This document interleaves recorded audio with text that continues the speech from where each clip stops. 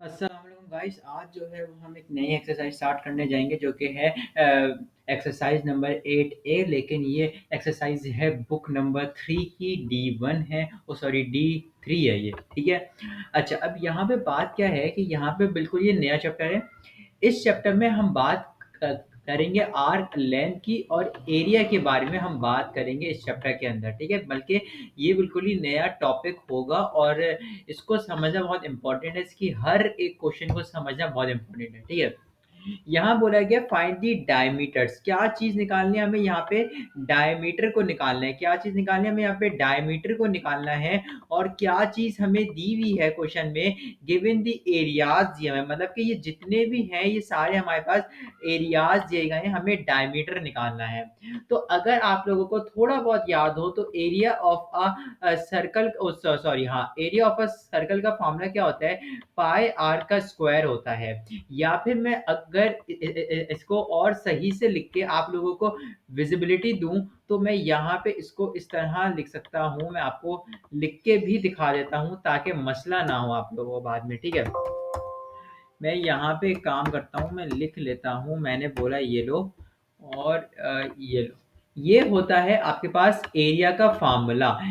इस बात से आप लोग मेरी अग्री करते हैं या नहीं करते हैं कि यही फार्मूला है या नहीं है, ठीक है। ये होता है एरिया का फार्मूला। अब मैं हर एक पार्ट पेंसिल से यहाँ पे करूंगा, पेन से करूंगा, और आप लोगों को इसको भी चाहिए होगा इसका सोल्यूशन, वो मुझे बता देंगे, ठीक है।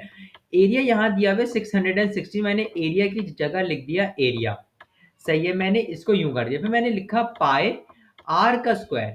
अब मुझे इतनी बात तो आप लोगों को पता होती है कि मैं अगर आप लोगों को एक चीज बोलूं, ठीक है। मैंने यहाँ पे फॉर एग्जाम्पल एक सर्कल ड्रॉ किया, ठीक है।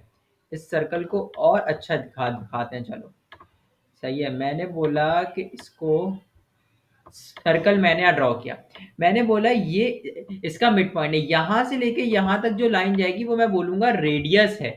और जो लाइन सेंटर से पास होती हुई आपके पास एक कॉर्नर से दूसरे कॉर्नर तक जाएगी, इस लाइन को मैं बोलूंगा डायमीटर। और हमेशा याद रखिएगा diameter is equal to 2r।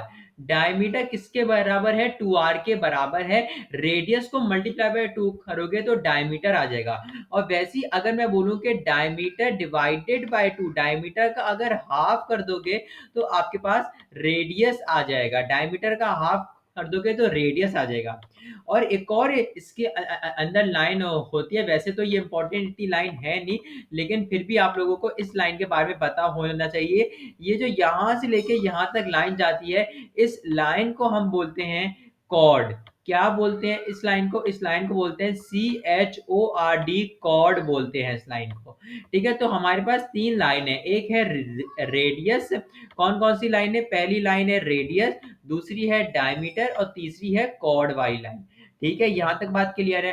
अब आओ, अब यहाँ पे दिया हुआ है 616 आपको दिया गया है। तो आप क्या करोगे? 616 डिवाइडेड बाय पाई।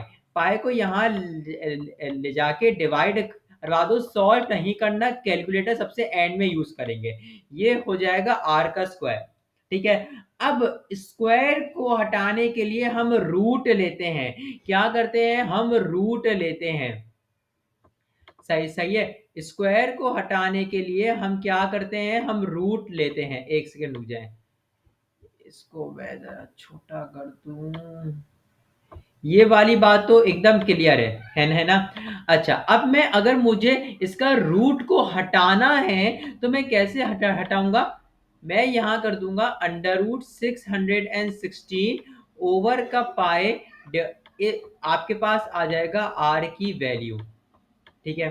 अब मुझे पता है ये जो आर है, ये असल में आर होता क्या है? आपके पास रेडियस का डबल होता है। क्या होता है? रेडियस का डबल होता है। तो इसको निकालने से के लिए मैं यहाँ पे मल्टीप्लाई बाय 2 करवा दूंगा। यहाँ क्या कर दूंगा? मल्टीप्लाई बाय 2 करवा दूंगा और आपके पास आर की जो है वो वैल्यू आ जाएगी, ठीक है। तो यहाँ तक बात क्लियर है। ये आपका आर वैल्यू। अब आप इसको पूरे कैलकुलेटर के अंदर जो है वो इंसर्ट कर दोगे तो आपके पास जो है वो वैल्यू आ जाएगी, ठीक है। यहाँ पे बात क्लियर है? सही सही सही सही है। अब यहाँ पे आपके पास हो जाता है पार्ट ए, और इसका जो भी आंसर आएगा, वैसे मैं बता देता हूँ, इसका आंसर आ रहा होगा आपके पास 616 डिवाइडेड बाय पाई, जो कि 28, इसका जो है वो आंसर आ रहा होगा। इसका जो डायमीटर है वो कितना है, इसका डायमीटर 28 है, तो मैं यहाँ लिख देता हूँ कि इसका डायमीटर 28 आ गया। ठीक है, अब हम चलते हैं इसके पार्ट नंबर 2 के ऊपर। ठीक है, पार्ट नंबर 2 क्या कह रहा है, पार्ट नंबर 2 आपके पास होल नंबर में दिया गया है।